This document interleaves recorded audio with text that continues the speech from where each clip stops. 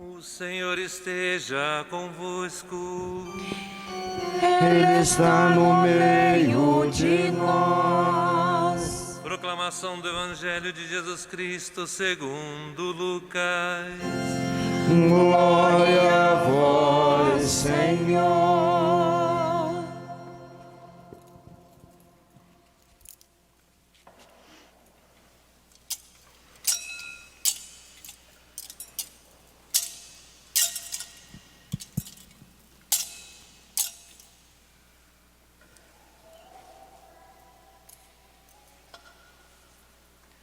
Naquele tempo, os pastores foram às pressas a Belém e encontraram Maria e José e o recém-nascido deitado na manjedoura. Tendo-o visto, contaram o que lhes fora dito sobre o menino. E todos os que ouviram os pastores ficaram maravilhados com aquilo que contavam. Quanto a Maria, guardava todos esses fatos e meditava sobre eles em seu coração. Os pastores voltaram, glorificando e louvando a Deus por tudo que tinham visto e ouvido, conforme lhes tinha sido dito. Quando se completaram os 8 dias para a circuncisão do menino, deram-lhe o nome de Jesus, como fora chamado pelo anjo antes de ser concebido.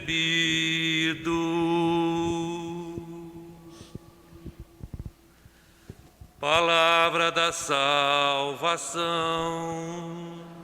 Glória a vós, Senhor.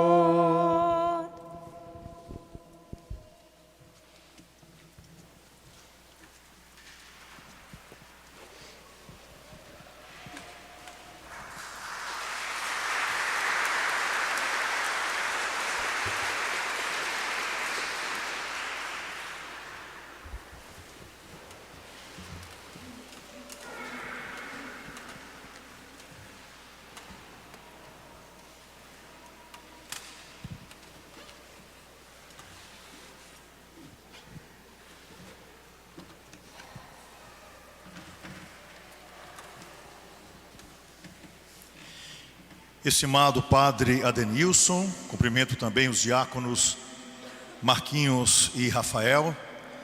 Cumprimento também a vocês, queridos irmãos, que nesse primeiro dia de 2022, que há de ser um ano verdadeiramente novo, queiram participar conosco da graça desta celebração. Desejo ainda cumprimentar os queridos irmãos e irmãs que nos acompanham através das redes sociais. Meus queridos irmãos, minhas queridas irmãs, a oração mais simples que nós encontramos na igreja, que foi popularizada pelo coração dos mais simples e dos mais piedosos, inegavelmente é a Ave Maria.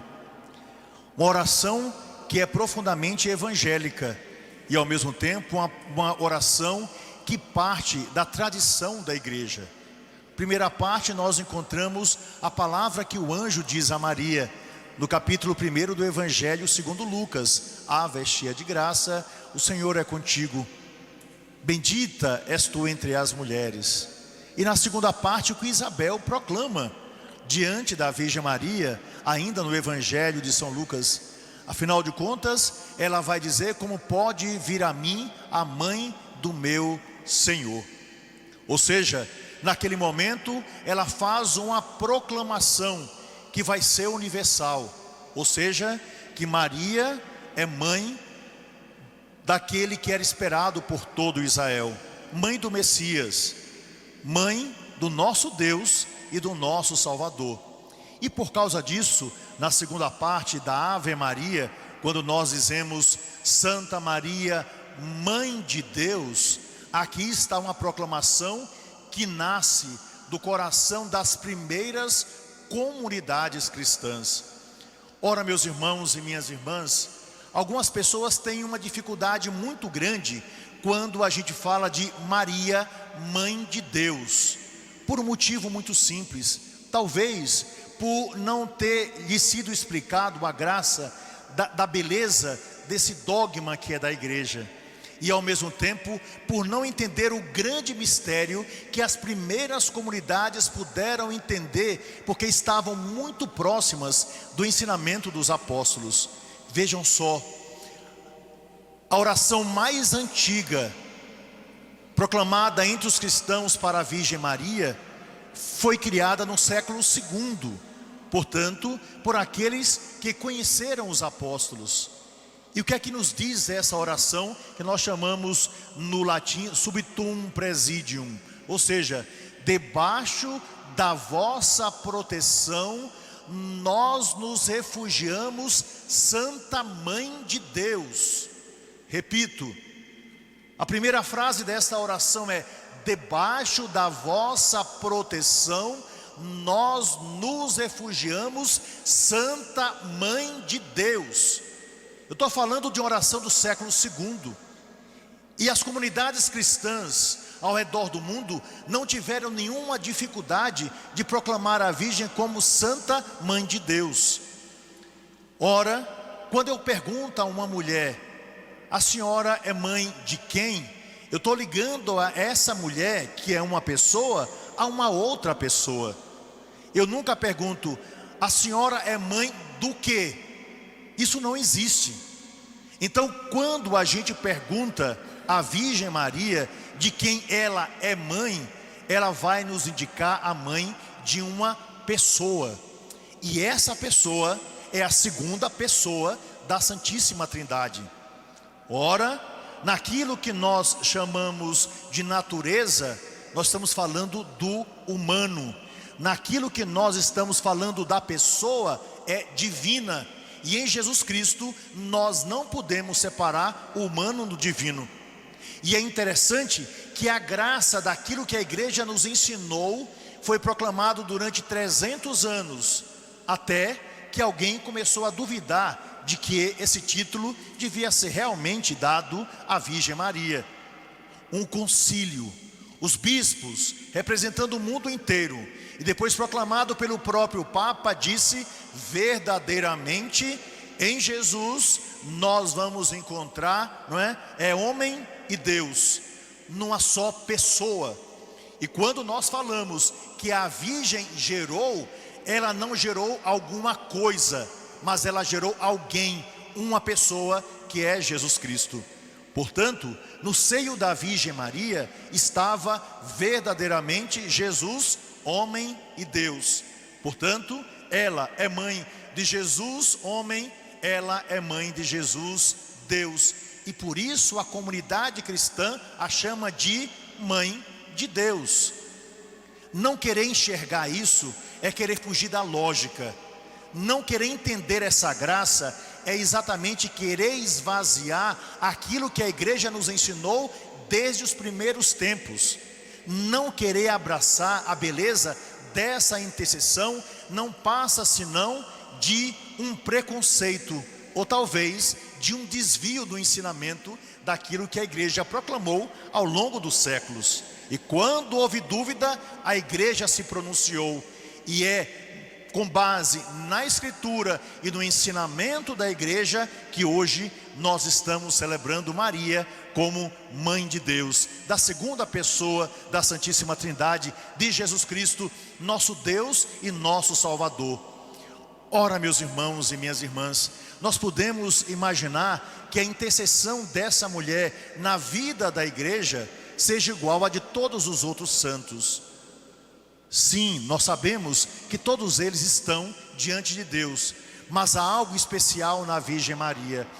Deus não perguntou a ninguém e não pediu licença a ninguém para ingressar nessa terra, para que a salvação chegasse a nós. A única pessoa que vai ser elogiada por um anjo dentro da Sagrada Escritura, entre o Antigo e o Novo Testamento, será a Virgem Maria. E essa saudação nos vem pelo anjo.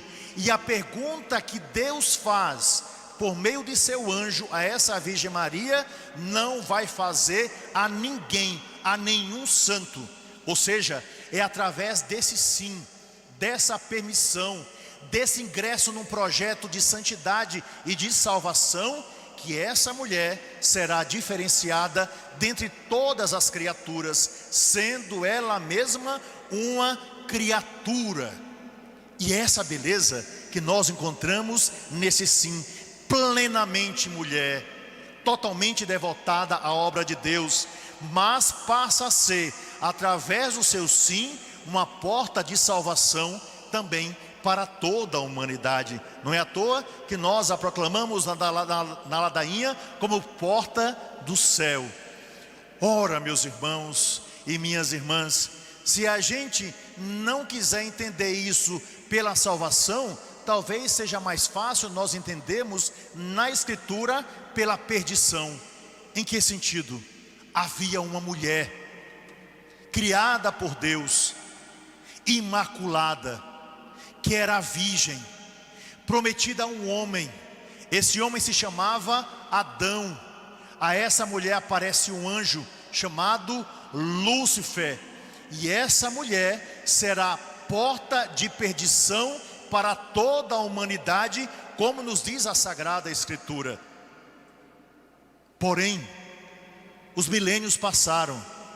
Existia uma outra mulher, criada por Deus, imaculada, que era a virgem, prometida em casamento a um homem que se chamava José. A ela aparece um anjo, cujo nome era Gabriel. E através do seu sim, a salvação veio até nós. Ninguém pode negar que Jesus nasceu de uma mulher. Ninguém pode negar a escolha feita pelo Pai para trazer o Salvador da humanidade. Os preconceitos que temos também, e as primeiras comunidades tiveram em relação ao feminino, é que nega a uma mãe o direito de trazer à humanidade um filho, e no caso, um Salvador. Assim, meus irmãos e minhas irmãs, se Jesus é a escada entre o céu e a terra, é a escada, melhor dizendo, entre a terra e o céu, inegavelmente, o primeiro degrau é a Virgem Maria, porque ela soube dizer sim à graça de Deus, ao pedido do Pai, à beleza da vida e ao amor que haveria de ser verdadeiramente presença de salvação para todos nós em Jesus Cristo, único Salvador desta humanidade, único mediador entre Deus e o homem, aquele que nos veio trazer a graça de um novo tempo, e ao mesmo tempo, Ele que é a porta que se abre para o coração do Pai, quis nascer da beleza e da simplicidade de uma mulher, cuja resposta do nascimento até o dia de sua passagem para o céu foi sim, faça-se em mim segundo a vossa palavra. E é bonito o evangelho de hoje, que vai nos dizer que Maria meditava todas essas palavras no mais profundo do seu coração. Era, portanto, uma mulher que refletia. Era, portanto, uma mulher que pegava todos os fatos da história e meditava, entendendo onde Deus está nisso tudo e como Ele pode transformar todas as realidades. Ora, meus irmãos e minhas irmãs, nós estamos no primeiro dia de um ano e nós desejamos viver plenamente esse ano como um ano novo da graça de Deus. Nós queremos que seja um ano diferente, porém, para que a gente saiba dar os passos certos, concretos para aquilo que nós desejamos, é fundamental que a gente faça como a Virgem nos ensinou, que a gente medite sobre cada palavra, sobre cada escolha, sobre os fatos de Deus em nossa vida e na vida do mundo. Que a gente tenha a capacidade de entender essa beleza de um Deus que se revela a nós. Um Deus que deseja nascer e renascer em nosso coração. Como os magos, nós vamos até o presépio para encontrar lá o menino. Mas ao encontrar o menino, nós vamos encontrar os guardiães daqueles que cuidaram do Senhor, Maria e José, uma família preparada para que essa graça chegue a nós, e uma beleza que deseja se revelar a toda a humanidade. Repito o que eu disse no início, está lá no capítulo 2 do Evangelho de Lucas, no encontro entre Isabel e a sempre Virgem Maria. É Isabel que proclama Maria, mãe de Deus, a dizer: como pode vir a mim a mãe do meu Senhor? Kyrios, Senhor, do grego. É isso que ela vai dizer. E em segundo lugar, a beleza daquilo que a gente encontra na resposta de Maria, que com simplicidade disse: Deus exalta os humildes e coloca aos seus pés aqueles que são repletos de orgulho. É uma palavra para todos nós, nesse início de ano. Só conseguiremos entender 2022 se nós tivermos a humildade para enxergar o que Deus deseja de nós e dessa humanidade, tão dividida, tão sofrida, tão excludente, tão cega em relação àqueles que necessitam. E nós devemos clamar a Deus para meditarmos em nosso coração o que Ele deseja de nós. Foi isso que fez a Virgem durante toda a sua vida. E no seu Magnificat ter a certeza de que a palavra que ela pronunciou serve como ensinamento para toda a igreja. E a igreja vem cumprindo isso com alegria. Todas as gerações me chamarão bem-aventurada, todas as gerações me chamarão bendita, porque o poderoso fez em mim maravilhas. Deus deu um presente, uma graça, um tesouro. A salvação veio do ventre da Virgem, nasceu para nós e se tornou presença viva no mais profundo da nossa vida, da nossa alma. Meus irmãos e minhas irmãs, que celebremos a festa da Santa Mãe de Deus, pedindo a sua intercessão, como ela tanto insistiu junto a Jesus em Caná da Galileia. Peçamos que essa mãe interceda por nós, simplesmente para que nós, a seu exemplo, possamos compreender o desejo de Deus para a nossa vida e possamos agir conforme a sua vontade em nossa existência. Essa graça de termos tão grande mãe, a sempre Virgem Maria, e é essa beleza que nós estamos celebrando, repetindo os que os cristãos têm feito há mais de 2000 anos. Pois bem, uma história completa, aquilo que as minhas palavras não conseguiram dizer. E ela é simples e diz o seguinte: um homem estava andando por um caminho desértico. Conseguiu finalmente ultrapassar aquele local e entrou em uma floresta. E quando entrou em uma floresta, encontrou um homem muito simples ao longo do caminho, que ofereceu a ele uma flauta, dizendo: olhe, essa flauta é mágica. Todo aquele que toca essa flauta consegue fazer com que os animais fiquem dóceis. Eu vendo a você por um preço muito simples, porque eu vejo que você é um homem bom, e eu sei que você saberá utilizar bem essa flauta.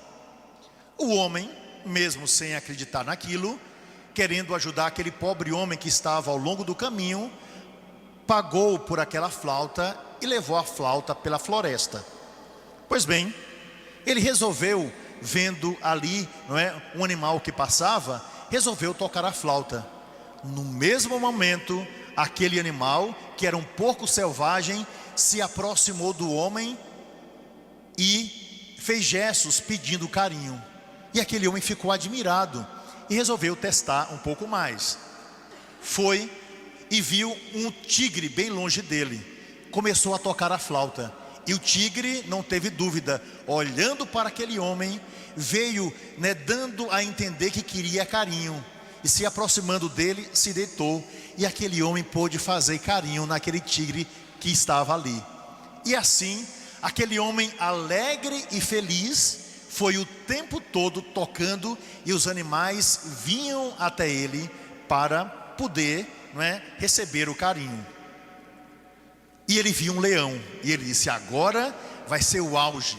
Eu agora tenho uma flauta que eu posso dominar, tudo fazendo com que aquilo que é selvagem se torne bondoso, como Deus sempre desejou.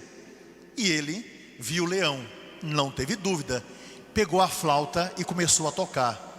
O leão se levantou, não porque tinha ouvido a flauta, mas porque viu movimento na folhagem. E o homem de repente apareceu e continuou tocando a flauta. O leão não teve dúvida, mirando o homem, saiu correndo, o atacou e o matou, quebrando inclusive aquela flauta. Ora, uma coruja que estava no alto de uma árvore disse: eu sabia que isso não ia dar certo quando ele encontrasse um animal que fosse surdo. Ou seja, por mais que a gente proclame uma verdade, se o outro lado não quiser ouvir, nós não podemos fazer nada. E não apenas buscará quebrar a nossa flauta, mas também buscará nos devorar. Portanto, não tenhamos medo. Quem toca a flauta da humanidade é Jesus Cristo Salvador. E Ele nos fará compreender toda a verdade, mesmo para aqueles que forem surdos nessa vida. Que a Santa Mãe de Deus interceda por todos nós.